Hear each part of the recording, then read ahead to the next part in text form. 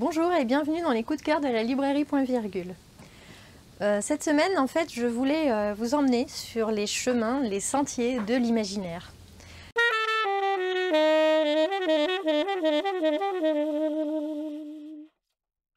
Donc je vais commencer par vous présenter une saga de fantasy dont nous accueillons avec grand plaisir le tome 4, donc qui s'appelle Le Sentier des Astres, écrit par Stéphane Plateau.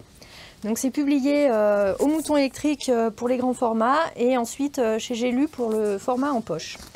Donc cette saga comporte pour l'instant 4 volumes et vous allez suivre en fait toute une épopée d'un groupe de personnages qui est à la recherche d'un roi diseur. Et pour retrouver ce roi diseur, ils vont se retrouver à emprunter des chemins divers et variés, et notamment les Sentiers des Astres.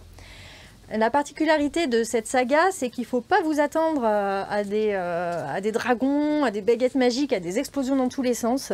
Le propos de Stéphane Plateau, l'ambiance qui nous cale, est très centrée sur les personnages. Déjà, c'est un barde qui raconte l'histoire, qui fait partie de cette épopée, et qui va s'intéresser à divers personnages, et c'est eux qui vont leur livrer leur histoire, leur dit, leur récit. Donc c'est vraiment une saga passionnante déjà, et surtout très très bien écrite. Donc je ne peux que vous conseiller de lire Le Sentier des Astres, notamment pour rencontrer les Teules. Et cerise sur le gâteau, je vous propose aussi de venir rencontrer Stéphane Plateau, qui sera à Aurillac le 18 et 19 septembre pour le Salon Entre les Mondes. Ensuite, je vous invite à un tout autre chemin. Cette fois, on part dans de la science-fiction, complètement. Donc on est sur diverses planètes, on est surtout dans un vaisseau spatial.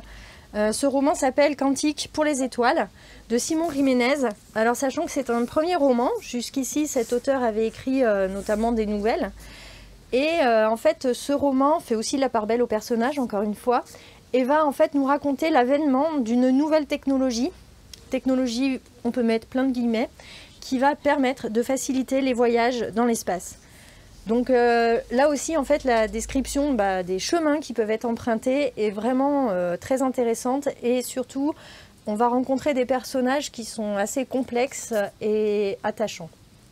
Et enfin, je termine par un ouvrage plus classique, parce que pas très récent, de Ursula Le Guin, qui est une autrice que j'affectionne beaucoup. Donc si vous ne la connaissez pas, vraiment, je vous engage à la découvrir.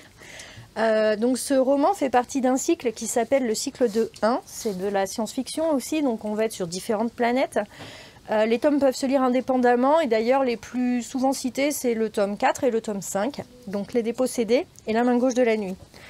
Dans cet ouvrage-là, on va suivre en fait 2 planètes qui sont 2 planètes sœurs, l'une est la lune de l'autre et inversement.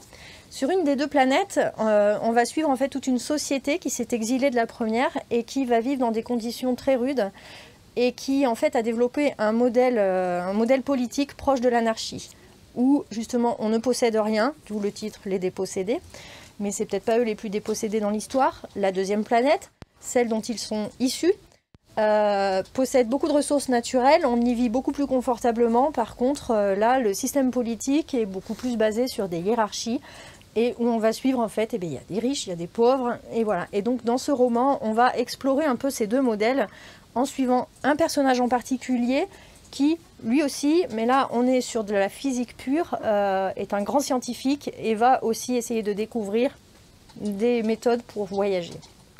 Voilà, je vous remercie et je vous souhaite de bonnes lectures.